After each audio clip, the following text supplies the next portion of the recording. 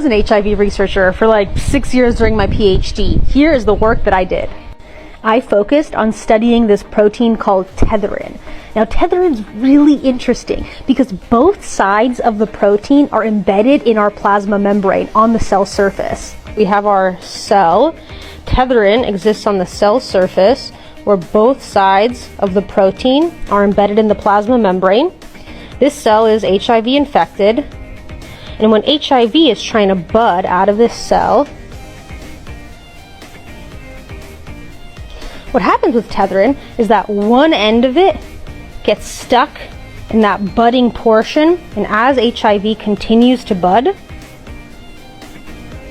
tetherin acts like a physical tether, connecting this budding particle to the cell that it came from, restricting its movement out and its inability to actually infect other cells. What happens here, tetherin is in red, it ends up linking a bunch of the HIV particles to each other as well as to the cell surface. You can see the electron microscopy image at the top, where a bunch of these HIV particles are just kind of gummed up at the cell surface. But tetherin has an arch nemesis. Do you see that protein right there called VPU? VPU is a protein that comes from HIV.